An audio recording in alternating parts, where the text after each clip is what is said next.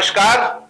मुद्दे की बात में आज एक बार फिर आपका स्वागत है। मैं डॉक्टर ओपी मिश्रा एक नए मुद्दे के साथ आपके सामने हूं और मुद्दा है कि क्या प्रधानमंत्री मोदी का कोई विकल्प है या नहीं है।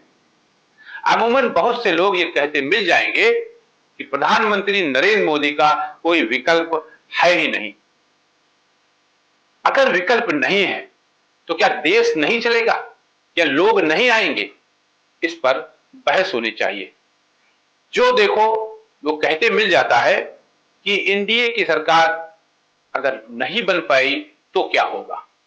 मेरा यहां यह कहना है कि सरकार एनडीए की बन रही है या इंडिया की बन रही है, लेकिन विकल्प ऑलरेडी मौजूद है। क्या प्रधानमंत्री नरेंद्र मोदी अगर पूर्ण रूप से बहुमत न पाए और भाजपा की सरकार बनी तो क्या सरकार चलेगी नहीं? यकीनन चलेगी। वहां भी विकल्प है। राजनाथ सिंह जी हैं, नितिन गडकरी जी हैं, योगी आदित्यनाथ जी हैं और सबसे प्रबल दावेदार तो भारत के गृह मंत्री अमित शाह जी हैं। है विकल्प की नहीं विकल्प है?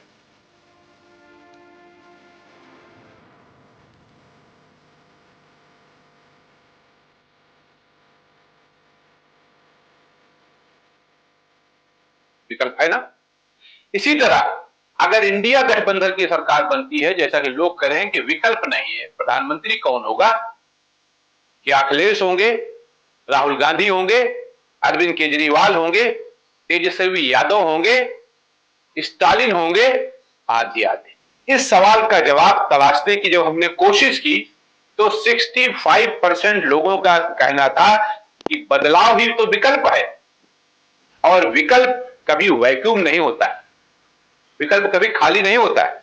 इसलिए ये सोचना कि अगर मोदी जी प्रधानमंत्री नहीं रहेंगे तो देश का बेड़ा गर्क हो जाएगा, निहायत ही गलत है। बहुत ही घिनौनी बात। अरे राजनाथ सिंह जी है ना, नितिन गडकरी जी है ना, उत्तर प्रदेश के मुख्यमंत्री योगी आदित्यनाथ जी है ना, ये सभी लोग तो हैं। तो ये मोदी का विकल्प है कि नहीं है? इसी तरह अगर इंडिया गठबंधन को सरकार बनाने का मौका मिलता है तो उनके पास खड़गे जी हैं, शरद पवार जी हैं, ममता बनर्जी हैं, दर्जनों लोग ऐसे हैं जो सरकार चला सकते हैं, देश को नई दिशा दे सकते हैं, सबका साथ सबका विकास कर सकते हैं।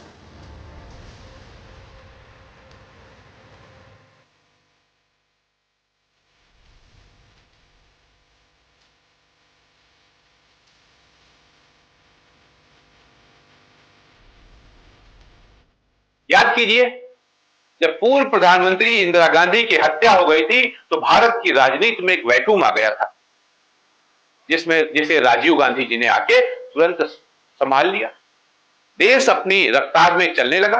वैक्यूम समाप्त हुआ कि नहीं समाप्त हुआ? उनका विकल्प तैयार हुआ कि नहीं तैयार हुआ? आज उनकी इत्तेफाक से पुण्यतिथि भी है राजीव जी की।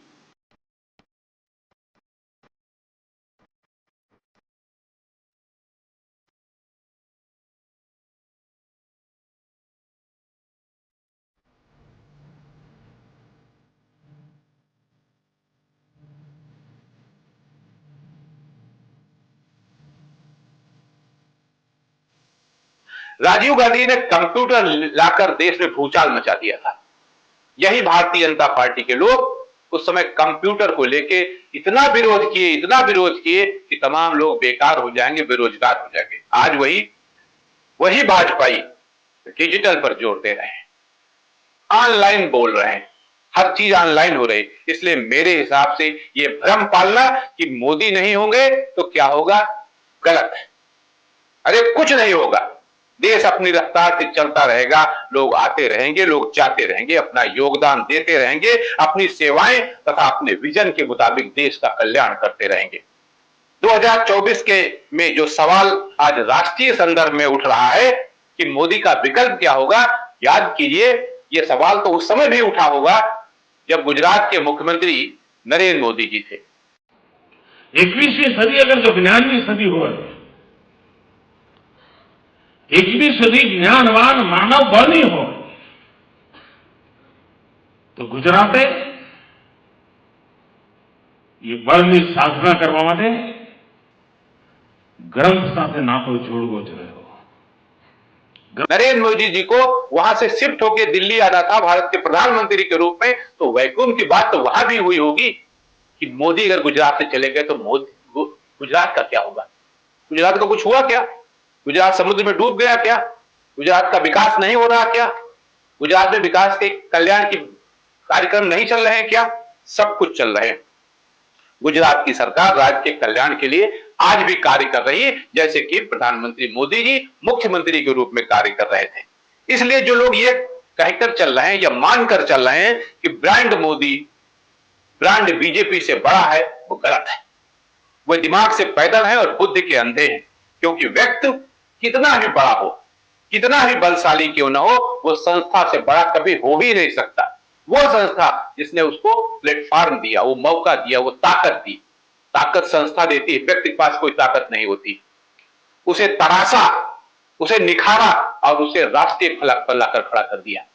ये काम संस्था करती है, ये काम भारतीय जनता पार्टी ने किया, राष्ट्रीय स्वयंसेवक संघ ने किया और मोदी को तराश कर यहां लाके खड़ा कर दिया। आज जो लोग विकल्प के अभाव में बात कर रहे हैं, उन्हें इंडिया साइनिंग की बात याद करनी चाहिए। इंडिया साइनिंग का वक्त याद करें जब सारी हवा, सारी मीडिया, यद्यप उस समय गोदी मीडिया नहीं थी, लेकिन फिर भी सारी मीडिया उस समय अटल बिहारी वाजपेयी को प्रधानमंत्री बना रही थी। नतीजा क्या हुआ? प्रधानमंत्री अटल बिहारी वाजपेयी चुनाव हार गए।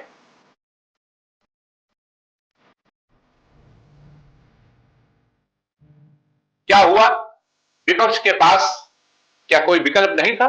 तुरंत विकल्प तैयार हो गया और वो विकल्प था भारत का महान अर्थशास्त्री डॉक्टर मनमोहन सिंह भारत का प्रधानमंत्री बना और 10 वर्षों तक उसने भारत को दिशा दी, दशा बदली और आर्थिक मोर्चे पर अपनी उपलब्धि दर्शाई और बताया कि देश कैसे चल सकता है। विपक्ष ने उस समय भी उस वैक्यूम को भर दिया था। इसलिए आज जो लोग मोदी का विकल्प नहीं है ये बात कर रहे हैं, उन्हें ये सोचना और समझना चाहिए कि अगर आप बदलाव के समर्थक हैं तो आपको निश्चित रूप से विकल्प सामने दिख जाएगा। सिर्फ एक बार सोच लीजिए कि बदलाव होना है, विकल्प सामने है, क्योंकि भारत माता की कोख कभी सूनी नहीं हो सकती। वैसे भगवान से मेरी प्रार्थना है कि भारत के यशस्वी प्रधानमंत्री सैकड़ों साल जीवित रहें और भारत को दिशा देते रहें, उसका नेतृत्व करते रहें, लेकिन जाना तो उन्हें भी एक दिन होगा ना। कृष्ण ने गीता में कहा है ना कि जो आया है वो जाएगा, तो चाहे वो 24 में जाए या 29 में जाए, जाना तो पड़ेगा है ना। इसलिए ये बात कहना प्रधानमंत्री नरेंद्र मोदी का कोई विकल्प नहीं है, गलत है। देश इसी तरह चलता रहेगा, भारत इसी तरह चलता रहेगा, इंडिया इसी तरह चलता रहेगा, देश को लोग इसी तरह चलते रहेंगे, लोग आते रहेंगे, लोग जाते रहेंगे और देश अपनी गति से आगे बढ़ता रहेगा। आज के लिए इतना ही। नमस्कार।